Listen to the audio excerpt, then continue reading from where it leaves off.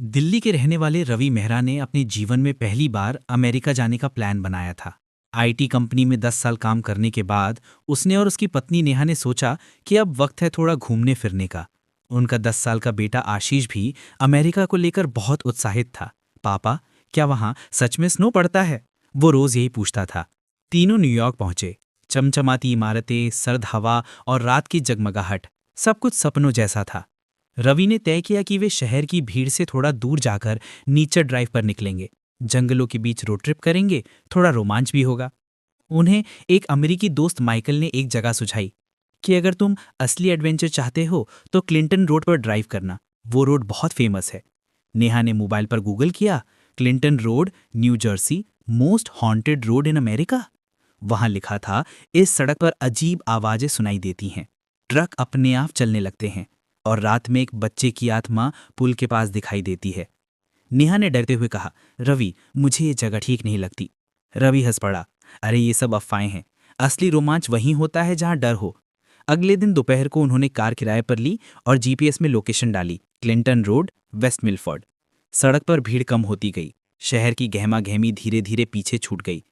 आसमान में बादल थे, हल्की फुहार पड़ रही थी। सड़क दोनों ओर से ऊंचे पेड़ों से घिरी हुई थी। कुछ देर बाद तो सूरज की रोशनी भी पेड़ों की शाखाओं में गुम हो गई।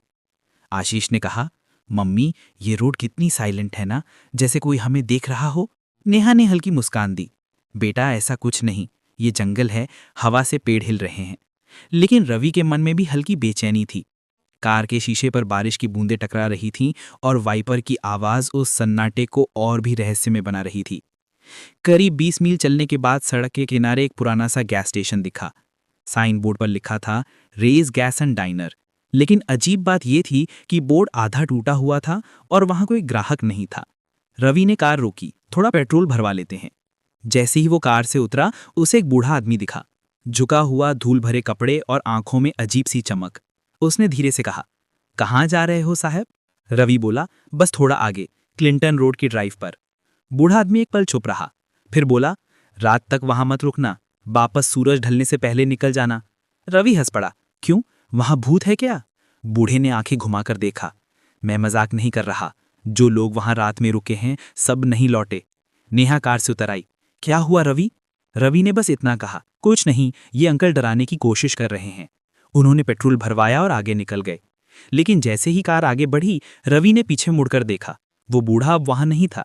गैस स्टेशन सुनसान पड़ा था, जैसे वहां कभी कोई था ही नहीं। सूरज धीरे धीरे ढलने लगा, सड़क अब और भी सुनसान थी। नेहा ने कहा, रवि, अब लौट चलो, शाम हो रही है। पर रवि जिद पर था, बस 5 मील और फिर वापस। जंगल और घना हो गया। अचानक कार एक तेज मोड़ पर आई, जहां बोर्ड पर लिखा था, डेड मैन्स कर्व। आशीष बोला, डेड मैन मतलब मरे हुए आदमी का मोड़? नेहा ने कहा, शायद यहां कोई एक्सीडेंट हुआ होगा पहले। अचानक कार के सामने कुछ सफेद सा चमका। रवि ने तुरंत ब्रेक लगाए। एक बच्चा, लगभग 10 साल का, गीले कपड़ों में सिर झुकाए हुए सड़क के बीच खड़ा था। नेहा चीखी, रवि, कोई बच्चा है। रवि ने दरवाजा खोला और बाहर निकला। अरे बेटा, तुम यहाँ क्या कर रहे हो? लेकिन जैसे ही वो पास पहुंचा, वो बच्चा गायब हो गया।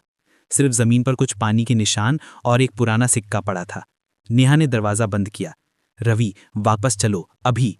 रवि सिक्का उठाकर कार में बैठा।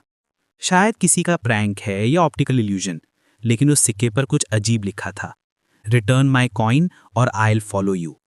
अब शाम पूरी तरह ढल चुकी थी।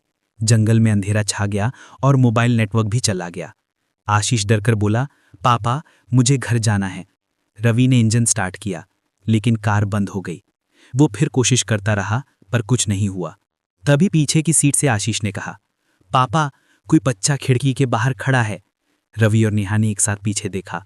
वो वही बच्चा था, गीले कपड़े और चेहरा पूरी तरह काला पड़ा हुआ था। उसकी आंखें सीधे कार के अंदर देख रही थीं। नेहा चिल्लाई, रवि, चलाओ गाड़ी। रवि ने फिर से स्टार्ट किया। इंजन अचानक चालू हो गया और कार तेजी से आगे बढ़ी। लेकिन रियर व्यू मिरर में रवि ने देखा, वो बच्चा कार के पीछे दौड़ रहा था और हर सेकंड उसके और पास आ रहा था। कार जंगल के बीच से तेजी से निकल रही थी। बारिश और बढ़ गई थी। वाइपर की आवाज के बीच नेहा लगातार रो रही थी, रवि, मैंने कहा था ना, इस जगह मत चलो। आशीष ने डर से आंखें बंद कर ली थीं। रवि कुछ बोल नहीं पा रहा था, उसका चेहरा सफेद पड़ गया था। वो बार बार रियर मिरर में देख रहा था, लेकिन अब वहां कुछ नहीं था। पर जैसे ही कार ने एक मोड़ लिया, सड़क पर एक पुराना लकड़ी का पुल दिखा। पुल पर एक साइन बोर्ड था, ghost boy bridge, beware at midnight. Ravi ने घड़ी देखी, 11:47 रात। सिर्फ 13 मिनट में मिडनाइट होने वाली थी। नेहा ने धीरे से कहा, रवि, ये वही जगह है जहां कहा जाता है कि एक बच्चा डूबकर मर गया था। रवि ने जवाब नहीं दिया। उसने गाड़ी धीमी कर दी क्योंकि पुल पुराना और फिसलन भरा था। जैसे ही उन्होंने पुल पार किया, नेहा ने धीरे से कहा, सुनो, क्या तुम्हें पता है इस पुल की कहानी? रवि ने सिर हिलाया। नेहा ने बताया, कई साल पहले यहां एक छोटा बच्चा स्कूल बस से घर लौट रहा था। बारिश के कारण पुल फिसल गया, बस फिसलकर नदी में गिर गई। सब बच्चे बच गए, लेकिन वो एक बच्चा, डैनी, पानी में बह गया। लोग कहते हैं उसकी आत्मा आज भी पुल पर घूमती है। अगर कोई रात में पुल पर रुककर नदी में सिक्का फेंके तो डैनी की आत्मा वो सिक्का लौटा देती है। आशीष ने धीरे से पूछा, क्या वही बच्चा था जो हमें दिखा? नेहा ने उसकी ओर देखा। शायद। हाँ। रवि ने बात काटी, ये सब कहानियां हैं, डराने के लिए बनाई गई। लेकिन तभी कुछ हुआ। जैसे ही उन्होंने पुल पार किया, कार के नीचे धप्प की आवाज आई। रवि ने ब्रेक लगाए। क्या कुछ टायर के नीचे आया? वो बाहर निकला और नीचे झांका। जमीन पर गीले पद चिन्हों की एक कतार थी जो नदी की ओर जा रही थी। नेहा ने घबराकर कहा, रवि, वापस आओ अंदर। लेकिन रवि उन निशानों को देखते देखते पुल के किनारे तक पहुंच गया। पानी शांत था, पर उसमें कुछ हलचल सी महसूस हो रही थी। अचानक पानी से एक छोटा सिक्का उछला, ठीक वही सिक्का जो रवि ने पहले उठाया था। सिक्का सीधे उसके पैरों के पास गिरा और हवा में एक धीमी ठंडी आवाज आई, मेरा सिक्का वापस दो। रवि का शरीर शून्य पड़ गया। वो तेजी से भागकर कार में बैठा और दरवाजा बंद किया। चलो यहां से। कार आगे बढ़ी, लेकिन सड़क पर अब और भी घना कोहरा था। हेडलाइट्स बस कुछ फीट तक ही दिख रही थीं। कुछ दूरी चलने के बाद उन्हें पीछे से हेडलाइट्स दिखाई दी। एक पुराना काला ट्रक उनकी कार के पीछे था। पहले तो रवि को राहत हुई, कोई और भी है यहां। लेकिन फिर उसने गौर किया, ट्रक बिना नंबर प्लेट के था और उसकी हेडलाइट्स बस एकदम पास आती जा रही थीं। रवि ने स्पीड बढ़ाई, ट्रक ने भी बढ़ाई। उसने ब्रेक मारे, ट्रक ने भी। नेहा चिल्लाई, रवि, वो हमें फॉलो कर रहा है। रवि ने कहा, शायद हमें रास्ता नहीं मिल रहा, कहीं मुड़ गया होगा।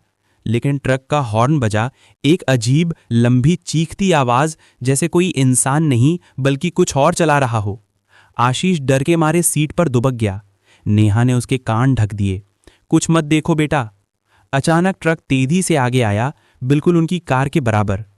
ड्राइवर की सीट पर कोई नहीं था, सिर्फ स्टीयरिंग अपने आप घूम रहा था। रवि ने कार मोड़ दी और किसी तरह जंगल के रास्ते में ले गया। ट्रक ने हॉर्न बजाया और अचानक गायब हो गया। कुछ देर तक तीनों चुप बैठे रहे।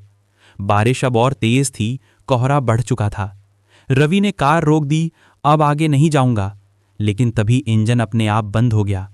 लाइट्स झिलमिलाने लगीं, फिर पूरी तरह बुझ गईं। आशीष ने धीरे से कहा, पापा, कोई बाहर चल रहा है। रवि और नेहा ने खिड़की से बाहर झांका। कोहरे के बीच एक सफेद आकृति धीरे धीरे पास आ रही थी। उसके कपड़े फटे हुए, चेहरा अंधेरे में छिपा हुआ। जैसे जैसे वो पास आती गई, उसकी आंखें साफ दिखने लगीं, गहरी नीली आंखें जिनमें दर्द था और ठंडक भी। नेहा ने कांपते हुए कहा, रवि, ये वही बच्चा है। आशीष ने रोते हुए कहा, पापा, वो मुझसे कुछ बोल रहा है। बच्चा कार के पास आया और शीशे पर अपने गीले हाथ से कुछ लिखा, हेल्प मी। रवि ने हाथ बढ़ाया, जैसे खिड़की खोलना चाहता हो, पर नेहा ने रोक लिया। नहीं, ये आत्मा है। तभी कार का हॉर्न अपने आप बज उठा। टों। आवाज इतनी तेज थी कि सबने कान ढक लिए, और जब आवाज बंद हुई तो वो बच्चा गायब हो चुका था। अब सड़क गायब हो चुकी थी। जीपीएस बंद था, नेटवर्क नहीं था और कोहरा चारों ओर फैला हुआ था। रवि ने कहा, ये वही श्रापित इलाका है, हमें किसी तरह निकलना होगा। लेकिन जब उसने आगे देखा तो सड़क के दोनों ओर पुराने लकड़ी के क्रॉस लगे थे। हर क्रॉस पर तारीखें लिखी थीं और सबकी मौत एक ही दिन की थी, 27 अक्टूबर 1983। नेहा ने कांपते हुए कहा, क्या ये सब उस बस हादसे के बच्चे हैं? रवि चुप था। उसकी सांस तेज चल रही थी। आशीष ने डर से कहा, मम्मी, कोई गा रहा है। और सच में बाहर से लोरी जैसी धीमी आवाज आ रही थी, sleep my child, sleep in the dark. वो आवाज पास आती जा रही थी। फिर कार के ऊपर कुछ भारी चीज गिरी, धड़ाम। नेहा चीख उठी, कोई ऊपर है। रवि ने हेडलाइट ऑन की, लेकिन रोशनी सिर्फ पेड़ों तक पहुंची। ऊपर से पानी की बूंदें गिरने लगीं और साथ में छोटे पैरों की थपथपाहट। प्यारे दर्शकों, ये कहानी यहीं खत्म नहीं होती। असली रहस्य तो अभी बाकी है। इसका अगला भाग बहुत जल्द आपके इसी चैनल पर दिया जाएगा। इसलिए चैनल को सब्सक्राइब करें, कहानी को लाइक करें और बेल आइकन को ज़रूर दबाएं, ताकि जैसे ही अगला भाग आए आपको तुरंत नोटिफिकेशन मिल जाएगी। अगर ये कहानी आपको पसंद आई हो तो कमेंट बॉक्स में ये ज़रूर बताएं कि ये कहानी आपको कैसा लगा।